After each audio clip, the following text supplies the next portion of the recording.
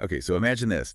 You walk into your country's parliament, Okay. right? Yeah. And maybe you're there for a tour or just to kind of, watch a debate. Right. But suddenly things erupt. Oh. There's singing and shouting and maybe even like a war dance. Wow. Yeah. So that's the scene we're diving into today. It's how lawmakers in New Zealand, Taiwan, and South Korea expressed their discontent. And trust me, their methods are way more interesting Oh, yeah. than just a boring old filibuster. I bet. We've got news articles from all three countries. Oh, So no, cool. we're going to get like the inside scoop on what went down, why it matters, Right. and what it says about democracy in action. So you ready to unpack this? Absolutely. It's a fascinating look at how different cultures approach dissent. Yeah. Within a democratic framework. Yeah. Let's start with New Zealand, November 2024. Okay. A bill proposed by the ACT New Zealand Party aiming to kind of reinterpret the Treaty of Waitangi Okay. sparked outrage among Māori members of parliament. The Treaty of Waitangi, that's kind of a big deal in New Zealand, right? It's not just some random piece of legislation. You're right, it's foundational. Yeah. Signed in 1840, it's the agreement between the British Crown and Māori chiefs that essentially shaped the relationship between Māori and the government. Right. It's incredibly sensitive, and any attempt to reinterpret it is going to be met with scrutiny, especially from the Māori community. So this bill hit a nerve. What happened next? Well, let's just say the Māori MPs didn't hold back. Okay. Honorawiti Maipi Clark, a Māori MP, tore up a copy of the bill right there in Parliament. Oh, wow. Then she and other Māori MPs began singing and performing the haka. Wait, the haka, as in the traditional Maori war dance? Yes. In Parliament? In Parliament. Wow. It's not something you see every day in a legislative setting. No. Imagine the scene: intense chanting, stomping, powerful facial expressions. Right. All directed at those proposing the bill. Okay, that's a visual I have to admit I'd love to have seen.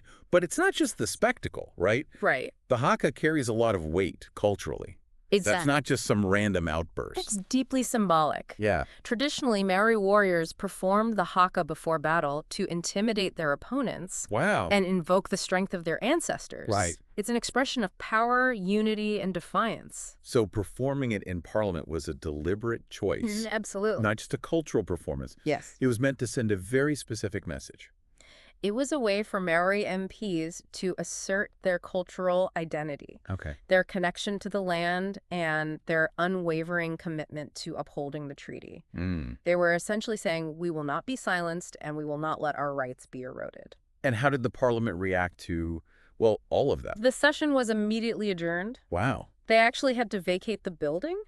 Seriously? You can imagine the speaker, accustomed to a certain level of decorum, being completely thrown off by this sudden, powerful display of cultural resistance. Okay, so New Zealand lawmakers expressing their discontent through a traditional war dance. Right. That's definitely one way to do it. Yeah.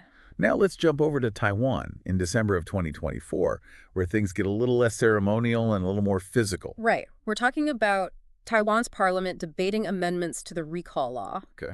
A set of rules determining how voters can remove elected officials from office before their term is up. The ruling Democratic Progressive Party, or DPP, Right. and the opposition Kuomintang, or KMT, Right. were fiercely divided on the proposed changes. So it was a debate about the rules of the game, essentially. Praise. Who gets to hold power? Yeah, And how easy it is to challenge that power. exactly. Wow. And when the speaker, who was aligned with the KMT, Right.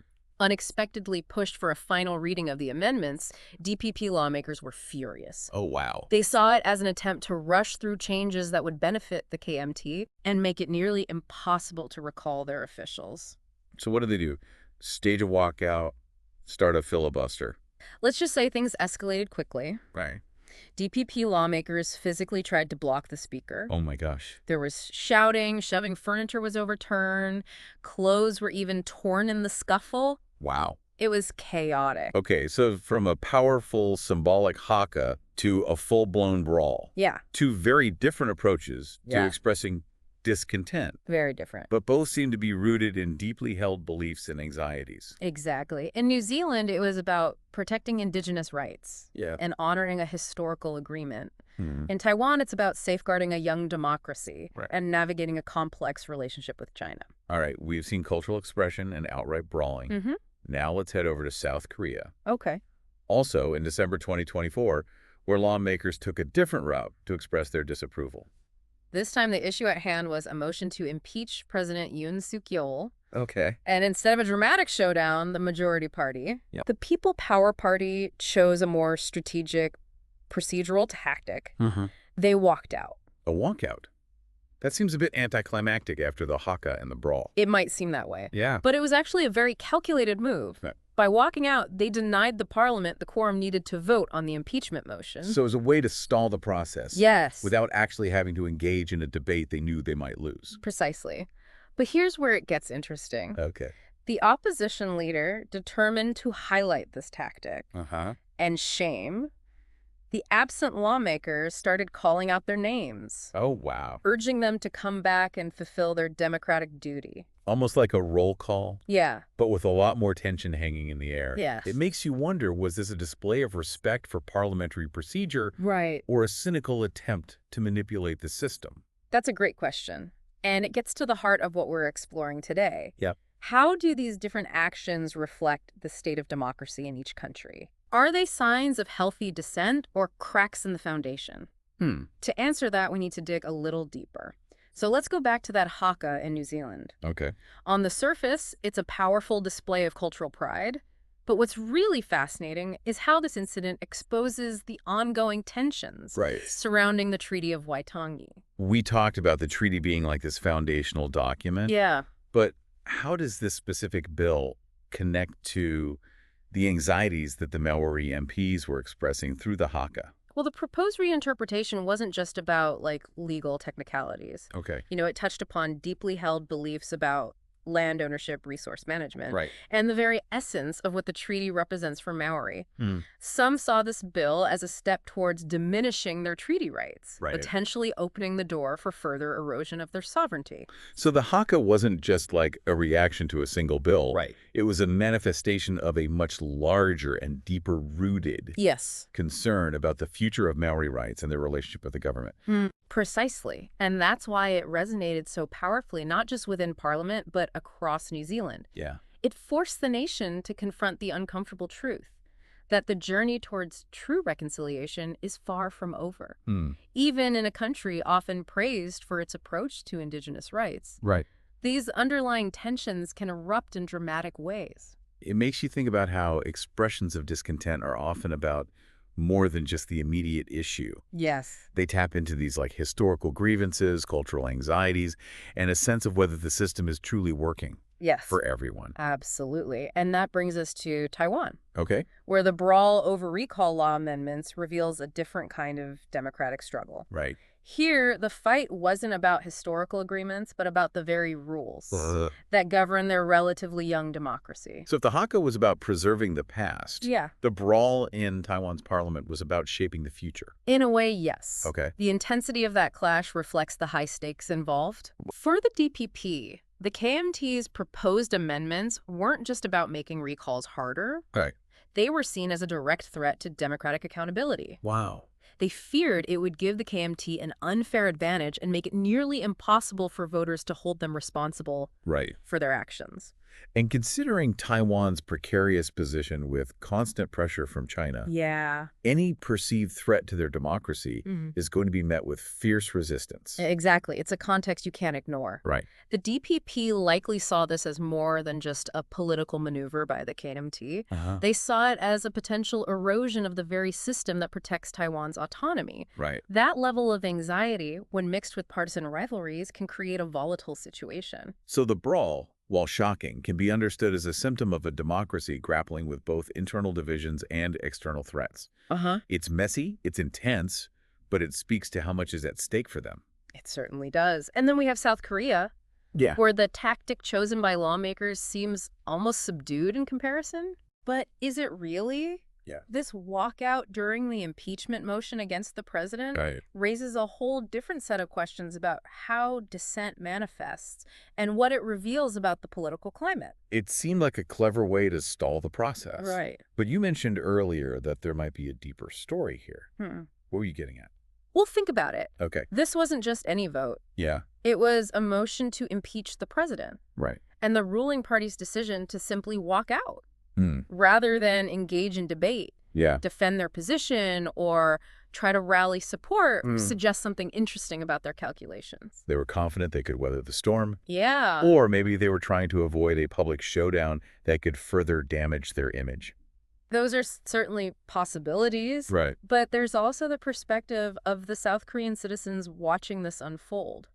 Imagine seeing your elected officials, the people entrusted with making critical decisions, refusing to even participate in a debate about something as serious as impeaching the president. I can see how that would be disillusioning. Right. It sends the message that they're not taking the process or the concerns of the people seriously. Exactly. And that's where this seemingly tame tactic could actually point to a more concerning trend. Okay. A growing disconnect between the political elite and the people they represent. Right. It could be interpreted as a sign of apathy, arrogance, or even a belief that they are above scrutiny. So while the walkout might have been a savvy short-term strategy, right, it could have long-term consequences for public trust and engagement in the political process. Yeah. It makes you wonder, what will the response from the South Korean people be? That's the key question, and it's something we'll be watching closely. Yeah. These three incidents, the haka, the brawl, and the walkout, they've all sparked debates about what is acceptable and what is effective when it comes to expressing discontent within a democracy. And I think the most interesting part is that there are no easy answers. It's a balancing act, isn't it? Yeah. On one hand, you want to encourage participation, passion, and even a little bit of ruckus. Yeah. To keep those in power on their toes. Absolutely. Apathy is far more dangerous to a democracy than a bit of boisterous debate. Right. But then there's the other side of the coin. Yeah, there's a line somewhere, isn't there, between like passionate protest and actually undermining the very system you're trying to work within. Right.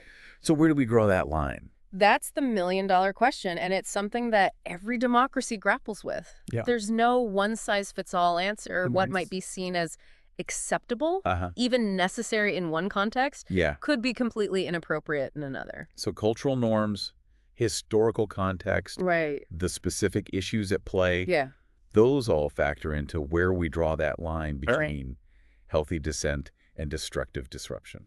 Yeah. It's interesting because even the brawl in Taiwan, as chaotic as it was, could be seen as a sign of a vibrant democracy. Right. Where people are willing to fight literally for their beliefs. But taken too far, that kind of passionate engagement could easily tip over into something that undermines the stability of the system. Exactly. And that's the tightrope walk that every democracy has to navigate. Yeah. How do you encourage passionate debate and dissent without letting it devolve into chaos that paralyzes the system? And then you have the South Korean walkout, which on the surface seems like the most orderly form of protest. But as we've discussed, it could also be interpreted as a sign of apathy or a disconnect between the lawmakers and the people they represent. And that can be just as damaging in the long run. Yeah. If people lose faith in the system, if they feel like their voices aren't being heard, that's when you start to see real erosion of democratic norms. So what's the takeaway here? Is there a right way to express discontent in a democracy? I don't think there's a single answer. But I think these incidents highlight the importance of being aware of the context. The nuances and the potential consequences of different approaches.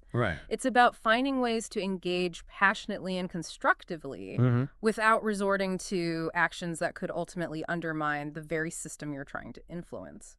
It sounds like it requires a certain level of self-awareness. Absolutely. Both on the part of those expressing their discontent and those in positions of power who are on the receiving end of it. Absolutely. And it's a conversation that needs to be ongoing. What about your country's political landscape? What are the ways in which lawmakers have expressed discontent? Where do you see those lines being drawn between passionate engagement and potentially harmful disruption? We'd love to hear your thoughts, share your insights, your questions, and your own stories of democratic dissent. Because ultimately, this is a conversation that belongs to all of us. It is. It's about shaping the future of our democracies together. Well said.